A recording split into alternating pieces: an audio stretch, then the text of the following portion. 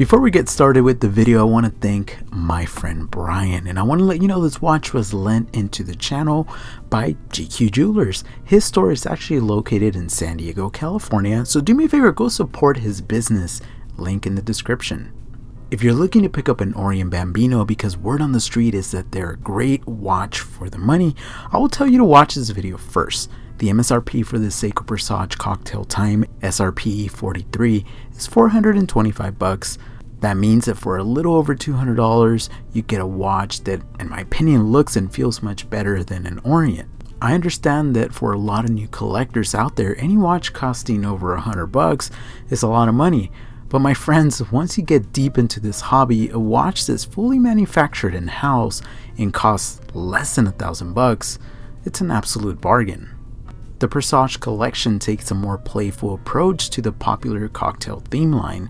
This SRPE43 is part of a group reflecting the casual charm of a vacation bar. Now, it's inspired by the old clock cocktail.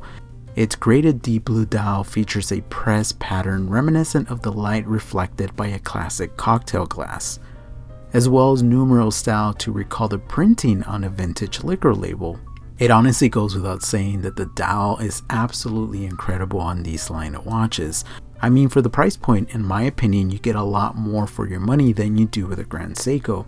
I know that could be considered a hot take, but I've actually owned multiple Grand Seiko watches, and overall I do admit they're better constructed than the Seiko, but you're paying a hefty price. Although this watch doesn't feature any lume, the way the numerals, indices, hands, and even the textured dial plays with the light is enough to tell time in low light conditions and furthermore really appreciate the Seiko craftsmanship. The date wheel is black and white, blends in with the dial, and it's those subtle details that make Seiko one of the best value watches in the market. The watch measures in at 38.5 millimeters, it's 44.4 millimeters from lug to lug, measures 20 millimeters in between the lugs, and has a thickness of 11.8 millimeters.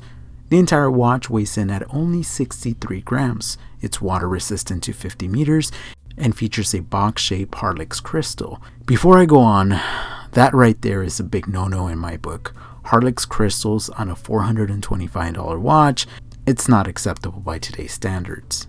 The polished stainless steel case shape is nice, but I'm not a fan of that all polished case. It seems lazy and doesn't reflect the level of quality that we all know Seiko has in the arsenal. I wish there was some brushing somewhere on the case to elevate the look of the watch. Now at the 3 o'clock we do find a signed push and pull crown. I don't know about you guys, but I have always been a fan of the onion style crown on the other cocktail times. Maybe this case would look better with that style crown?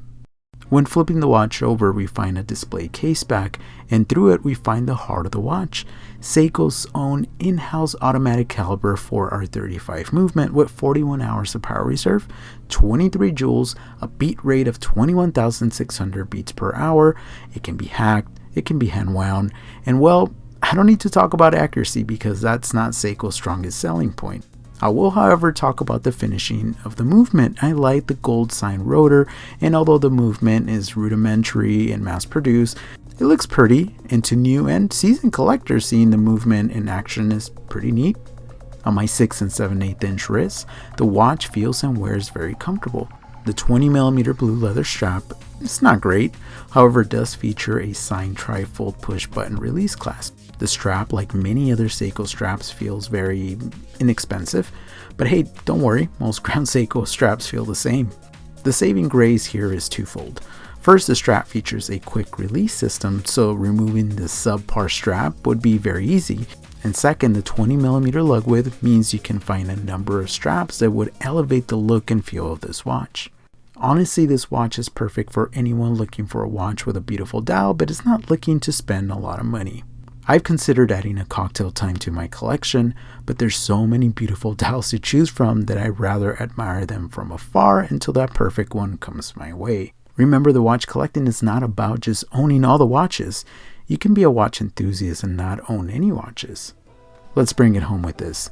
The Seiko cocktail line is a winner and you really can't go wrong with any of them. Let me know if you own one of these or are looking to pick one up.